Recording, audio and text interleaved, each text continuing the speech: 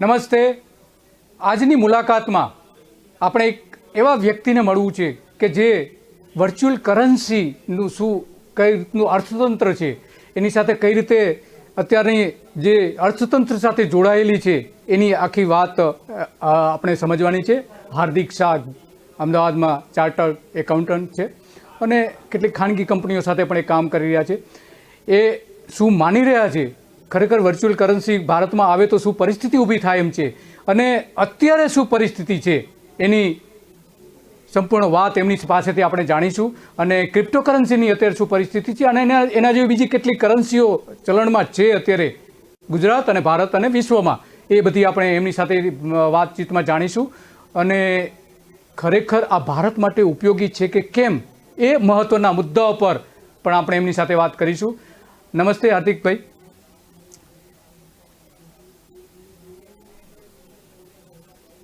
આપણે જે વાત કરવાની છે એ આપણે ખાસ કરીને તમને સીધો પ્રશ્ન છે કે અત્યારે જે કરન્સી છે એ કરન્સીમાં શું પ્રોબ્લેમ્સ કયા પ્રકારના અત્યારે વિશ્વ ફેસ કરી રહ્યું છે અને એ વિશ્વમાં કઈ રીતે ઉપયોગી છે, ભારતને કઈ રીતે ઉપયોગી છે એ થોડું તમે સમજાવજો. અને ખાસ કરીને આ ક્રિપ્ટોકરન્સી અને વર્ચ્યુઅલ કરન્સી શું છે એ થોડું દર્શકોને જણાવશો દર્શકને. સૌથી પહેલાં તો મહત્વની વસ્તુ એ છે કે ક્રિપ્ટોકરન્સી છે શું. એક આ વર્ચ્યુઅલ કરન્સી નામનું એક બહુ મોટું એક નવું આખું તંત્ર ઊભું થઈ ગયું છે. હજારો ક્રિપ્ટોકરન્સીઝ છે, માર્કેટમાં આવે છે, વેચાય છે, ખરીદાય છે. પણ છે શું, એટલે બે રીતે જોઈ શકાય આને. થોડા લોકો એને એવી રીતના જોઈ રહ્યા છે કે આ ફાઇનાન્શિયલ ઇન્ડસ્ટ્રીનું સૌથી મોટું ઇનોવેશન છે, અને ઘણા એવા નિષ્ણાતો પણ છે જે એવું માને છે કે આ સૌથી મોટું દુનિયાનું સ્કેમ છે. એટલે આ સ્કેમ છે કે ઇનોવેશન છે એ તો લાંબા ગાળામાં જ ખબર પડશે. But at the same point of time અત્યારે હજારોની માત્રામાં ક્રિપ્ટોકરન્સીઝ માર્કેટમાં અવેલેબલ છે. તમે ને હું પણ જો ઈચ્છીએ તો કોઈક રીતે થોડા ટાઈમમાં ક્રિપ્ટોકરન્સી માર્કેટમાં લાવી શકીએ છીએ અને એનું ચલણી તરીકે એને યુઝ બી કરી શકાય એવું છે. અને લોકો એની પર ઇન્વેસ્ટમેન્ટ કરે, જેમ કે આપણે શેર બજારમાં ઇન્વેસ્ટમેન્ટ કરીએ કે કોઈ બી એક શેરની અંદર ઇન્વેસ્ટમેન્ટ કરીએ અને પછી રાહ જોઈએ કે ભાઈ શેરનો ભાવ વધશે અને પછી હું એમાંથી પ્રોફિટ કમાઈશ. એવી રીતના આજે 90% લોકો એવી જ રીતે એન્ટર થાય છે ક્રિપ્ટોકરન્સીના માર્કેટમાં કે ભાઈ આનો ભાવ વધશે અને હું કાલ ઉઠીને રાતોરાત અમીર બની જઈશ. એટલે અત્યારે સૌથી ઇમ્પોર્ટન્ટ એ છે કે યંગસ્ટર્સ જે છે, જે 18 વર્ષ કે એનાથી બી ઓછા છે કદાચ, એ લોકો સૌથી વધારે આની પાછળ ગાંડા થઈ ગયા છે. કેમ કે આજકાલની અંદર મીડિયામાં સૌથી વધારે એ જ આવે છે કે આ પર્ટિક્યુલર કરન્સીનો ભાવ આટલા દિવસની અંદર આટલો ઉચકાઈ ગયો, તો કદાચ મેં જો 1 લાખ રૂપિયા નાખ્યા હોત તો હું કદાચ આજે 1500 કરોડ રૂપિયા લઈને મહિના 2 મહિનામાં બહાર નીકળ્યો હોત. પણ એવું બધી કરન્સીઓમાં નથી થતું. કદાચ એકાદ વાત થઈ જાય, કદાચ એ મોટો સ્કેમ બી થઈ જાય. પણ at the same point of time આ બહુ જ જોખમી છે, પણ એક ઇન્વેસ્ટમેન્ટનો સારો રૂપ પણ છે. એટલે ક્રિપ્ટોકરન્સી એક લાંબા ગાળે કદાચ આપણને ખબર પડશે કઈ રીતે ચાલે છે, પણ આઈડિયા સારો છે બ્લોક ચેનનો.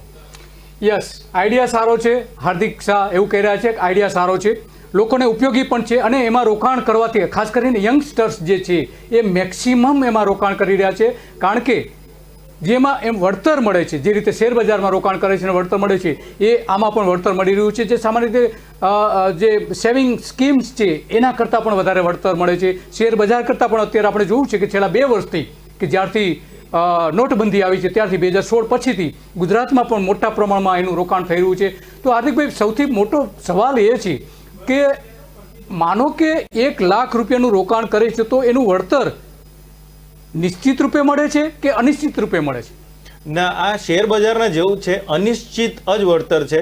તમે લાખ રૂપિયા નાખો, રાતોરાત લાખ રૂપિયાના 5 કરોડ રૂપિયા બી થઈ જાય, ક્યાં 0 બી થઈ જાય. અને આ કેમ કે 24 કલાક ચાલે છે, તમે રાત્રે ઊંઘીને સવારે ઉઠો ત્યાં સુધી કદાચ અનિશ્ચિત રૂપે ભાવ વધી બી જાય કે ઘટી બી જાય. એટલે આમાં કોઈ ગેરંટી નથી કે તમને પૈસા મળશે જ કે નહીં જ મળે, પણ એક આ રિસ્ક છે અને કેલ્ક્યુલેટેડ રિસ્ક કે ભાઈ મારા આટલા પૈસા ડૂબી બી જાય તો કોઈ ફરક નથી પડતો. એ જ પ્રમાણે લોકો અત્યારે ઇન્વેસ્ટમેન્ટ કરી રહ્યા છે. એક મહત્વની ખાલી વસ્તુ એટલી છે કે હમણાં એક રિપોર્ટ આવ્યો હતો જેની અંદર એવું કહે છે કે વર્લ્ડમાં સૌથી વધારે જો ક્રિપ્ટોકરન્સી કે ક્રિપ્ટો વર્ચ્યુઅલ કરન્સીની અંદર જો ઇન્વેસ્ટમેન્ટ કોઈ કરી રહ્યું છે તો એ ઇન્ડિયાના લોકો છે. કમસે કમ 10 કરોડ લોકો કોઈને કોઈ ક્રિપ્ટોકરન્સી લઈમાં ઇન્વેસ્ટમેન્ટ કરી ચૂક્યા છે, જે એકદમ બહુ જ મોટો નંબર છે. 10 કરોડ આઉટ ઓફ 120 કરોડ, 120માંથી 10 કરોડ લોકો ઇન્વેસ્ટમેન્ટ કરી ચૂક્યા છે. અને જેવું ઇન્ટરનેટને એ બધું ફેલાશે દેશની અંદર તો વધારે લોકો જોડાશે. તો આ જે રોકાણ થતું હોય છે એ ઓનલાઈન રોકાણ કહી શકાય, ઓનલાઈન કહી શકાય એ પ્રકારનું છે, અને આમાં જોખમ કેટલું રહેલું છે? માનો કે કોઈ જે રૂપિયા રોકે છે તો એ ડૂબી જવાની શક્યતા રહેશે ખરી? સો જોખમ બહુ બધું છે, એટલે સૌથી વધારે ઇમ્પોર્ટન્ટ એ છે કે વર્ચ્યુઅલ કરન્સી કે ક્રિપ્ટો કરન્સી આપણે જેને કહીએ છીએ એ કયા પર્પઝ માટે બનેલી છે એ જાણવું સૌથી વધારે ઇમ્પોર્ટન્ટ છે. ફોર એક્ઝામ્પલ, બે સૌથી ઇમ્પોર્ટન્ટ ક્રિપ્ટો કરન્સીના ઉદાહરણ લઈએ આપણે, તો એક છે બિટકોઇન. બિટકોઇન એ છે કે જે એકચ્યુઅલી ઓરિજિન થયું હતું, એટલે ઉત્પાદનમાં આવ્યું હતું કે બન્યું હતું એ ઇન્ટેન્શનથી કે આને આપણે કરન્સીને રિપ્લેસ કરી દઈશું. એટલે આજની તારીખમાં આપણે બધા જ અગર જો નેશનલ કે ગ્લોબલ કરન્સીની વાત કરીએ તો US ડોલરને સરખાવીએ છીએ, પણ બિટકોઇનની ભાવિ એ છે કે બિટકોઇનને વર્લ્ડ પર આવી જવું છે કે ભાઈ US ડોલર નહીં, હવે બિટકોઇનની જોડે કમ્પેરિઝન કરો, એટલે એને કરન્સી બનવું છે. પણ બીજી ઇમ્પોર્ટન્ટ જે મહત્વની ક્રિપ્ટો કરન્સી છે જેનું નામ છે ઇથેરિયમ. ઇથેરિયમ એ એવી કરન્સી છે જે એકચ્યુઅલી કરન્સી બનવા નથી માંગતું, એ કોન્ટ્રાક્ટ્સ, પ્રોજેક્ટ્સ કે એપ્લિકેશન્સ બનાવવા માંગે છે. એટલે એ પણ એક એટલું મહત્વનું છે, એટલું મોટું છે કે એનું આજ સુધી એના કેટલા યુઝેજ છે હજી ક્લેરિટી નથી, અને વધતું જ જાય છે દિવસે દિવસે. એટલે પોઈન્ટ એ છે કે યુઝેજ પ્રમાણે જો આપણે ઇન્વેસ્ટમેન્ટ કરીએ, કે આપણે સમજીએ કે આ ક્રિપ્ટો કરન્સી ક્યાં વપરાવાની છે, ક્યાં યુઝ થઈ શકે, કે એનો શું ગોલ છે, એ પ્રમાણે જો ઇન્વેસ્ટમેન્ટ કરો તો ડૂબવાની શક્યતા થોડી ઓછી છે. પણ એવા બી સિનેરિયો છે, હમણાં 10 દિવસ પહેલાની વાત કરીએ તો એક નેટફ્લિક્સની ઉપર થોડા મહિનાઓ પહેલા એક બહુ મોટી સિરીઝ આવી હતી જેનું નામ હતું સ્ક્વિડ ગેમ, જે બહુ ચાલી હતી વર્લ્ડ ઓવર, અને એના બેસિસ પર કોકે સ્ક્વિડ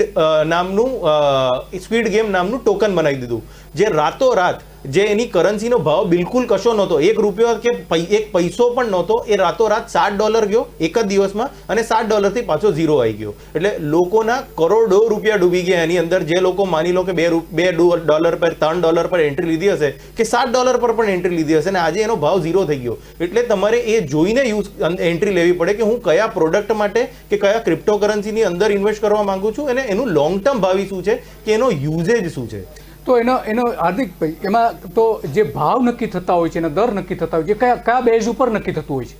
એ શેર બજારની જેમ ડિમાન્ડ એન્ડ સપ્લાય પર જ થાય છે, કે જેમ કોકને ખરીદવું હોય તો એ એવું કે મારે આ દરે ખરીદવું છે, અને જેને વેચવું છે એ કે મારે આ દરે વેચવું છે. તો જેમ શેર બજારની અંદર આપણે બોમ્બે સ્ટોક એક્સચેન્જ કે નેશનલ સ્ટોક એક્સચેન્જ છે, પણ એ ગવર્મેન્ટ રેગ્યુલેટેડ છે, એ સેબી મેનેજ કરે છે.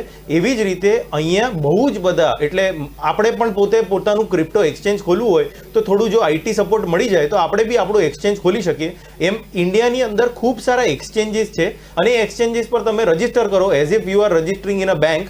તો હું બેંકમાં જેમ અકાઉન્ટ ખોલાવું છું એમ અકાઉન્ટ ખોલાવું, KYC કરાવું, અને પછી હું તરત એક જ દિવસની અંદર ક્રિપ્ટોમાં ઇન્વેસ્ટમેન્ટ કરી શકું અને પછી લેવેજ કરી શકું. તો એ લીગલ છે?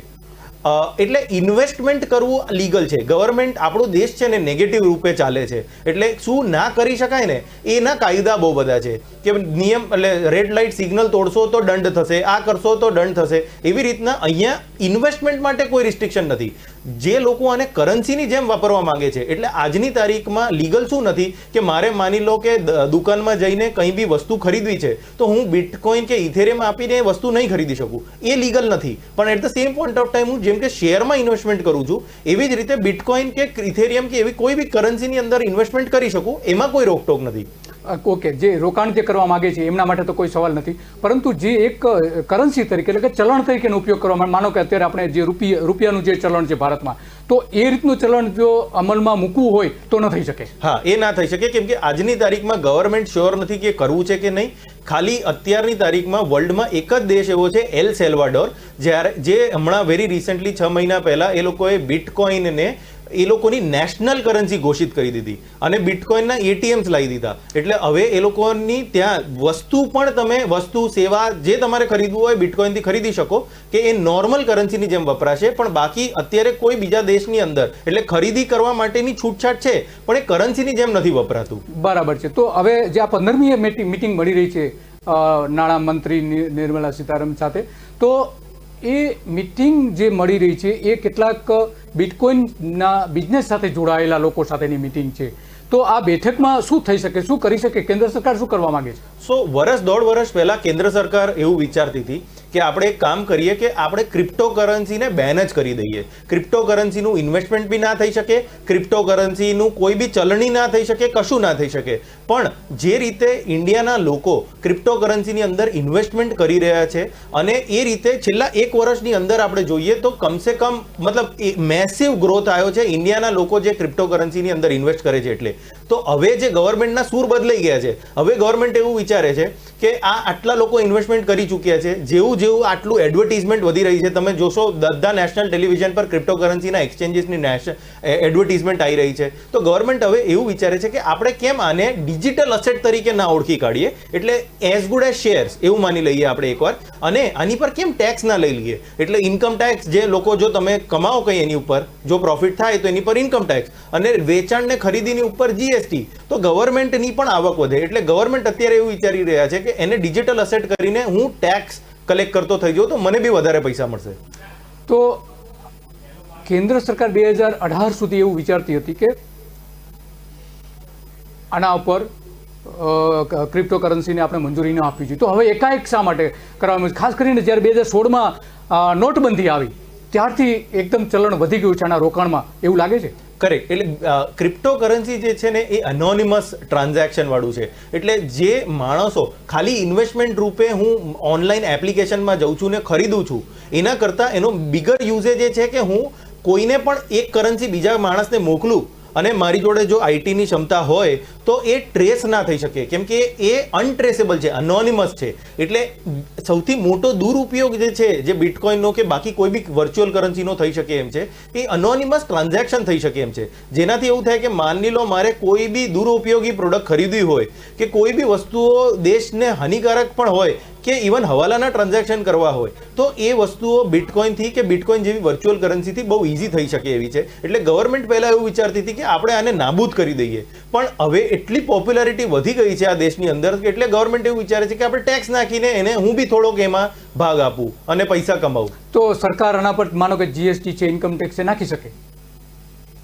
અત્યારે ગવર્મેન્ટ એવું જ વિચારે છે કે ઇન્કમ ટેક્સ અને જીએસટી નાખીને આપણે બી ટેક્સ કલેક્ટ કરીએ. એટલે ક્યાં તો આ વિન્ટર સેશનની અંદર, ક્યાં તો બજેટ સેશનની અંદર ગવર્મેન્ટ અત્યારે એવું ઈચ્છે છે કે એક બિલ લાવી દઈએ, ક્રિપ્ટો રેગ્યુલેશનનું બિલ, અને એનાથી આપણે ટેક્સની મંજૂરી દઈ દઈએ. બરાબર છે. તો તે જો માનો કે મંજૂરી આપી દેવામાં આવે તો રિઝર્વ બેંક સાથેના જે કેટલાક કાયદાઓ છે, કાયદાઓ સુધારવા પડે અને ઇવન બંધારણ પણ સુધારવું પડે, કારણ કે બંધારણમાં સ્પષ્ટ જોગવાઈ છે કે ભાઈ એક જ નેશનમાં એક જ કરન્સી રહી શકે છે. તો કરન્સી તરીકેની જો માન્યતા આપવી હોય તો આ બધા સ્ટેપ લેવા પડે, એના લીગલી એને બધા જે કાયદાઓ પસાર કરવા પડે સંસદમાં એ કરવું પડે, અને બંધારણ પણ સુધારવું પડે, એવું લાગી રહ્યું છે તમને? ના, એટલે મને પર્સનલી એવું લાગે છે કે ઇન્ડિયન ગવર્મેન્ટ અત્યારે, કેમ કે આપણે વર્લ્ડ 5th લાર્જેસ્ટ ઇકોનોમી છે અત્યારે, અને કોઈ બી આપણી આગળ જે બી છે, યુનાઇટેડ સ્ટેટ્સ છે કે જાપાન છે કે કોઈ બી આપણી આગળના દેશો છે, એ એને કરન્સીનું માન્યતા નથી આપતા. એટલે ઇન્ડિયન ગવર્મેન્ટ પણ એને કરન્સીની માન્યતા આપવા માટે રેડી નથી, ખાલી ડિજિટલ અસેટ તરીકે માન્યતા આપવા માટે રેડી છે. એટલે કહેવાનો તાત્પર્ય છે કે એ એઝ ગુડ એઝ શેર્સમાં, જો આપણે આજે માની લો કે બોમ્બે સ્ટોક એક્સચેન્જ પર કે નેશનલ સ્ટોક એક્સચેન્જ પરથી કોઈ માલ ખરીદ્યો છે કે શેર્સ ખરીદ્યા છે, એવી જ રીતે આને પણ ડિજિટલ અસેટની માન્યતા આપવામાં આવશે, અસેટની, નાકી કરન્સીની. જે રીતે વોલ સ્ટ્રીટમાં જે છે, અમેરિકા વોલ સ્ટ્રીટમાં જે રીતનું ટ્રેડિંગ થાય છે એ પ્રકારનું. કરેક્ટ. એટલે આપણે શેરની જેમ કે ડિજિટલ અસેટ, એને અસેટ કહેવામાં આવશે. મારી એક મતલબ ધંધાકીય મતલબ અસેટ છે એવી રીતના માન્યતા આપવામાં આવશે, ના કે કરન્સીના રૂપમાં.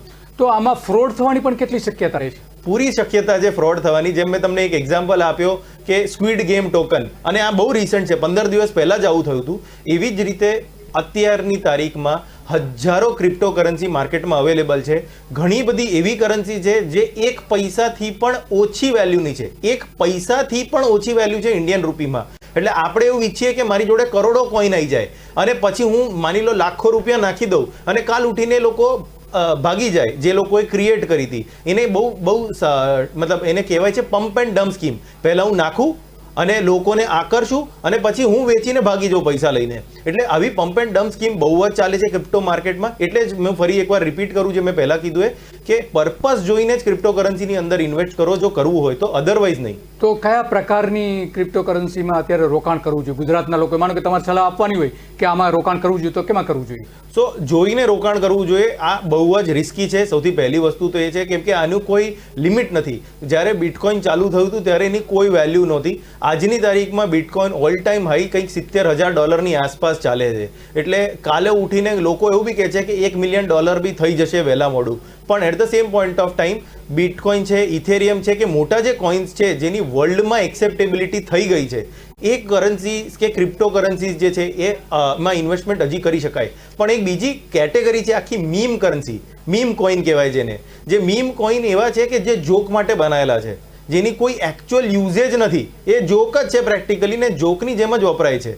એવા કરન્સીથી આપણે જેટલું દૂર રહીએ એટલું વધારે સારું રહેશે. તો માનો કે હવે કેન્દ્ર સરકાર મંજૂરી આપી દે કોઈ એક કરન્સીને, અને એની સાથે સાથે એવું પણ બની શકે ને કે જે ભારતના જે જાણીતા ઇન્ડસ્ટ્રીયાલિસ્ટ છે, એ જે કંપનીઓ છે, એને પણ મંજૂરી આપે, અલગ અલગ પ્રકારના 8-10 કરન્સી પણ અસ્તિત્વમાં આવે, એવું બની શકે?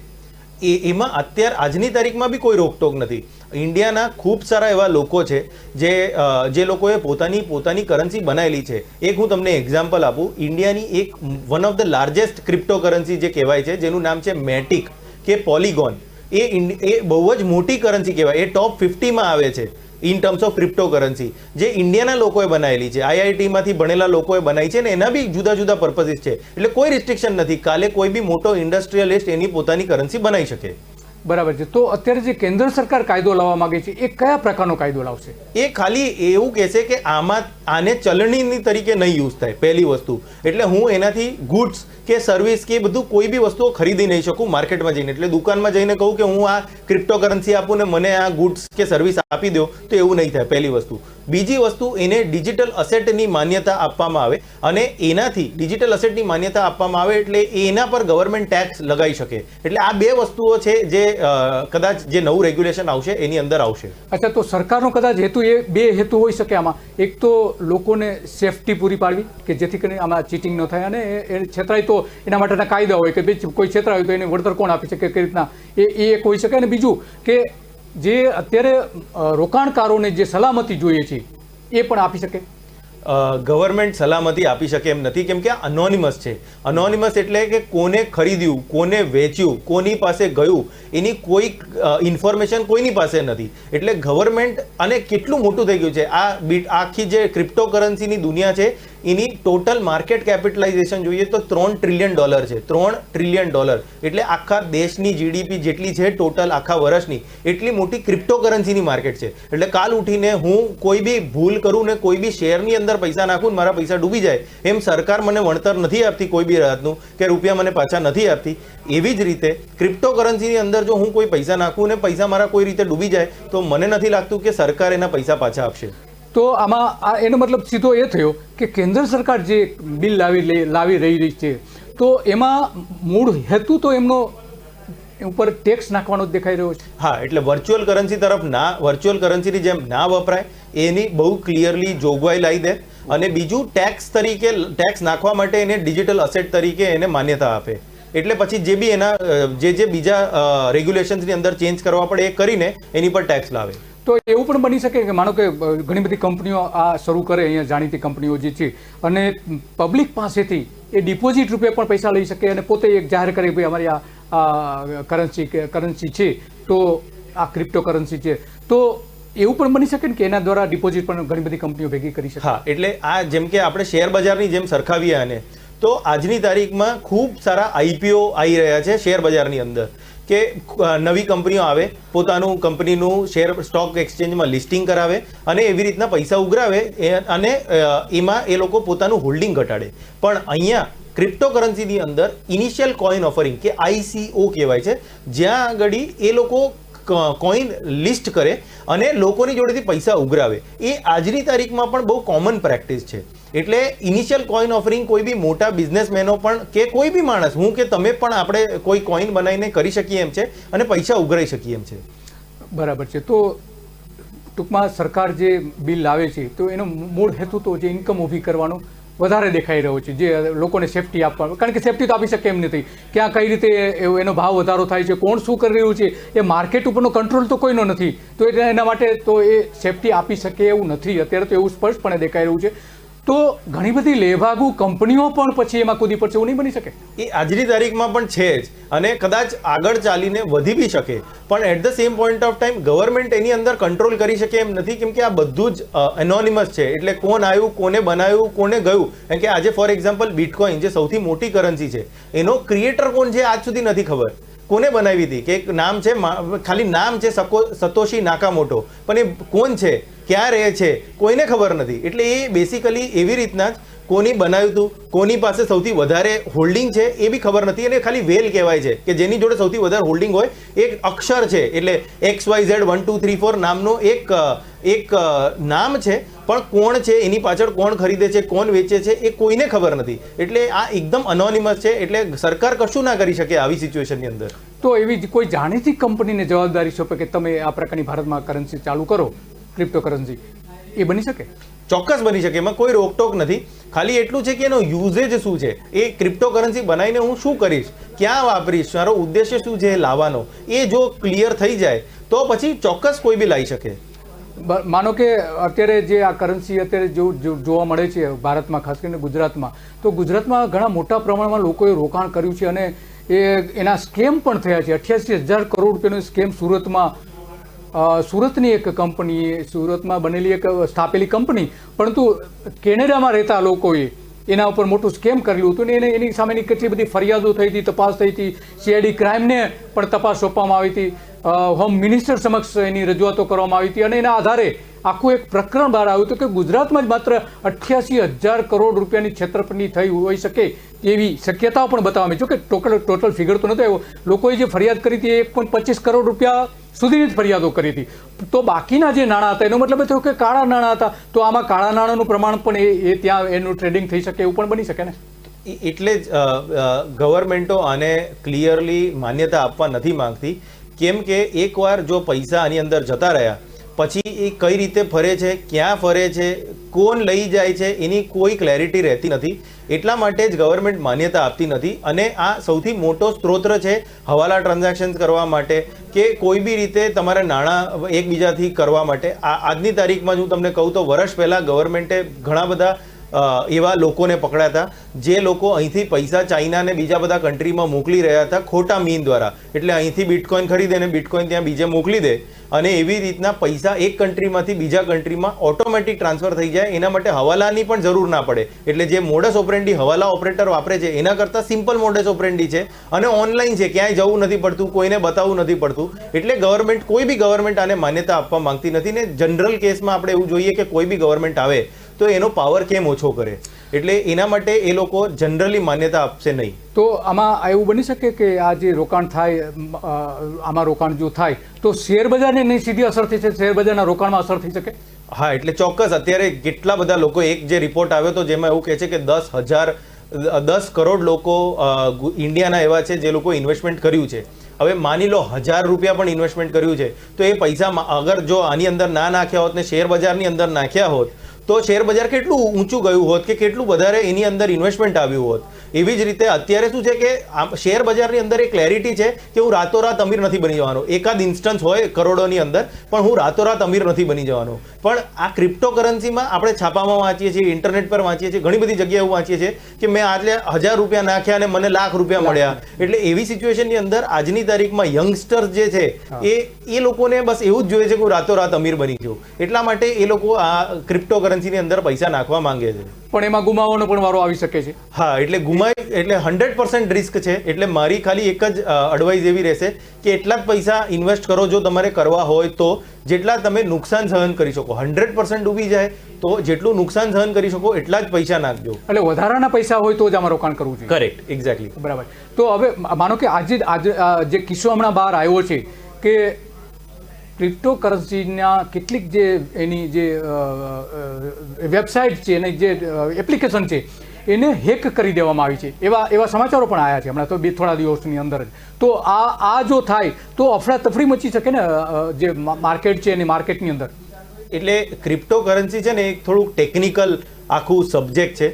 અને એના લીધે આ હેકિંગ જે કહેવાય છે એ હેકિંગ જો થઈ જાય, કેમ કે આ ક્રિપ્ટોકરન્સી એક તમારો અસેટ છે જે આજની તારીખમાં જે લોકોને નથી ખબર, જે હું ઓનલાઈન માની લો કે કોઈ એપ્લિકેશનમાં ખરીદું છું તો એ મારા કરન્સી જે મેં ખરીદેલા છે મને દેખાય તો છે મારા સ્ટેટમેન્ટમાં, પણ એ એકચ્યુઅલી કોઈ બીજાની પાસે ઊભા છે, જે એક્સચેન્જ છે એની પાસે છે. એટલે માની લો કે એક્સચેન્જમાંથી ચોરાઈ જાય કોઈક રીતે, હેકિંગ થઈ જાય, બરોબર, તો એવા સિચ્યુએશનની અંદર મેં પૈસા જે ઇન્વેસ્ટ કરેલા છે એ પૈસા મેં કોકને આપેલા છે કે ભાઈ તું તારી જોડે રાખજે, એ એક્સચેન્જ જે છે એની અંદર જો હેકિંગ થઈ જાય તો એ પૈસા જતા રહે કમ્પ્લીટ, કેમ કે પછી હું ચોપડા પર એનો ઓનર છું પણ એ છે નહીં ફિઝિકલી કોઈની બી પાસે.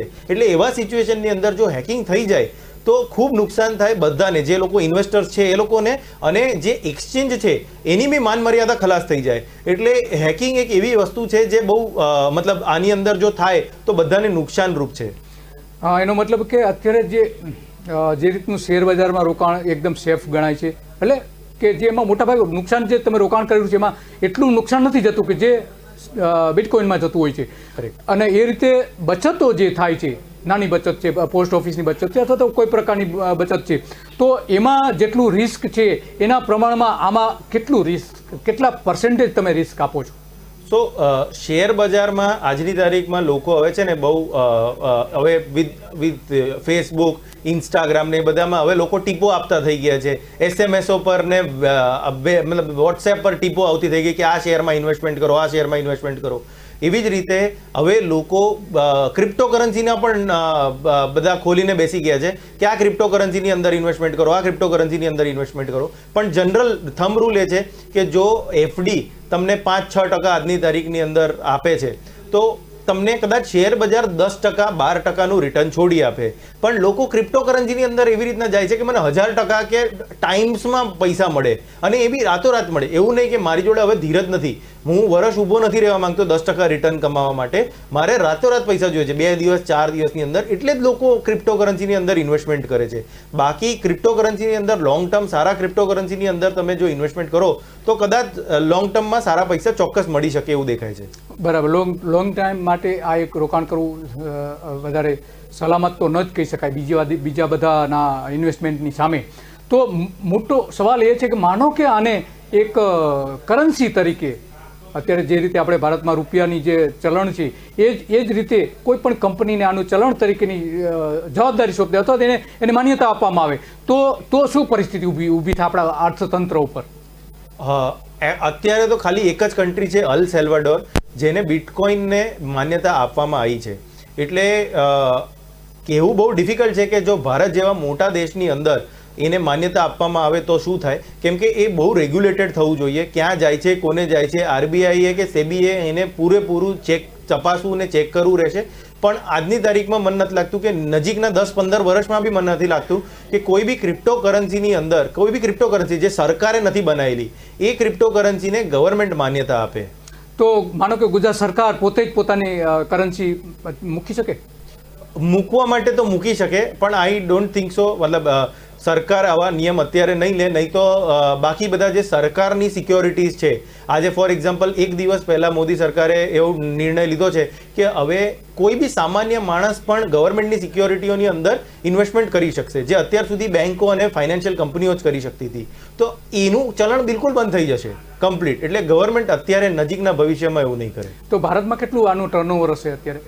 એ કેવું બહુ ડિફિકલ્ટ છે, પણ લાખો કરોડોનું હશે. તો માનો કે સરકાર એના પર ટેક્સ નાખે અને માન્યતા આપે તો સરકારને તો અત્યારે અત્યારે ટેક્સની આવક છે એના કરતાં પણ ઘણી સારી એવી વધી શકે છે. ચોક્કસ બહુ જ સારી વધી શકે એવી છે, કેમ કે લાખો કરોડોના રૂપિયાના ટ્રાન્ઝેક્શન દિવસના થાય છે, અને બધા ક્રિપ્ટો એક્સચેન્જીસ ખાલી એક જ વસ્તુ છે જે ઇમ્પોર્ટન્ટ છે કે જે ફોરેનના ક્રિપ્ટોકરન્સીના એક્સચેન્જીસ છે અને ભારતના લોકો એની પર ઇન્વેસ્ટમેન્ટ કરી રહ્યા છે, એને ગવર્મેન્ટ કઈ રીતે એડમિનિસ્ટર કરશે કે એની પરથી કઈ રીતે ટેક્સ વસૂલશે. બાકી જે ઇન્ડિયાના એક્સચેન્જીસ છે એ ઇન્ડિયાના એક્સચેન્જીસને કહેવાનું છે કે ભાઈ તારે મને બધી ઇન્ફોર્મેશન આપવાની છે અને એના બેસિસ પરથી હું ટેક્સ ઉઘરાઈશ, તો એ થોડું ઇઝી થઈ જાય એવું છે અને ટેક્સ ઉઘરાઈ શકાય એવો છે. આપણે વાત જાણી હાર્દિક શાહ પાસેથી કે જે ચાર્ટર્ડ એકાઉન્ટન્ટ છે, અને એમણે આખી જે બધી વાત કરી એના પરથી 3 મુદ્દાઓ એકદમ સ્પષ્ટ નીકળે છે. એક તો કે આ સેફ નથી, 100% સેફ નથી, ગમે ત્યારે તમારે નાણાં એમાં ગુમાવવા પડે છે, પહેલી વાત તો એ છે. બીજું કે આ માત્ર એક ઇન્વેસ્ટમેન્ટ માટેનું જ સાધન છે કે નહીં કે તમે એક ચલણી ચલણની માનો કે રૂપિયાનું જે અત્યારે ચલણ છે આપણે એ રીતનું એને ચલણ તરીકે તો માન્યતા એકમાત્ર દેશમાં મળી છે. એટલે કે ભારતમાં એ માન્યતા મળવાની શક્યતા બહુ ઓછી છે. હમણાં જે કેન્દ્ર સરકારની મિટિંગ મળી રહી છે તો એમાં કદાચ માન્યતા આપવામાં આવે તો એક લીગલી સ્વરૂપ કદાચ આને આપવામાં આવે કોઈ પણ એક કંપનીને, એવું બની શકે છે. પરંતુ સૌથી મોટો જે કેન્દ્ર સરકારનો મુદ્દો છે એ એમાંથી આવક મેળવવા માટેનો છે અને એટલા માટે કદાચ બીજો એક ટેક્સ પણ આના ઉપર આવી શકે છે. વેટ પણ હોઈ શકે છે અને ઇન્કમ ટેક્સ પણ હોઈ શકે છે. આ બાબત પણ એક હાર્દિકભાઈ સાથેની ચર્ચામાં આપણે સ્પષ્ટપણે જોઈએ છીએ. અને જે બધી હાર્દિકભાઈએ વાત કરી છે, હાર્દિકભાઈ આપનો ખૂબ ખૂબ આભાર અમારી સ્ટુડિયોમાં આવીને આપણે જે વાત કરી છે. અને હવે પણ ભવિષ્યમાં પણ આપણે આના સંદર્ભમાં કેટલીક વાત પણ કરીશું. તો સૌથી મોટો પ્રશ્ન અત્યારે લોકો માટેનું છે કે તમે જો રોકાણ કરતા હોવ તો એનું પૂરેપૂરી તપાસ કરો કે કયા પ્રકારની કંપની છે, શું છે. જે રીતે સુરતમાં એક કંપની ઊભી થઈ હતી અને ત્યાં લોકોના લાખો રૂપિયા, કરોડો રૂપિયામાં ડૂબી ગયા છે. 88,000 કરોડ રૂપિયાનું એ સ્કેમ માનવામાં આવે છે. અને મોટા ભાગના જે એમાં રોકાણ કરનારાઓ હતા એ કાળા બજાર સાથે જોડાયેલા હતા, એની પાસે કાળા નાણાં હતા, એ પ્રકારનું રોકાણ કરનારાઓ હતા અને કેટલાક ધાર્મિક સંપ્રદાયના સાધુઓનું પણ એમાં રોકાણ હતું. તો આ બધી જે હવે પછીની જે કરન્સી આવી રહી છે, જે રોકાણ કરનાર છે, એટલે લોકોએ પોતાની જવાબદારી પોતાના ઉપરની જવાબદારી આ ગણાશે. સરકાર કોઈ રીતે મદદરૂપ થઈ શકશે નહીં. નમસ્તે.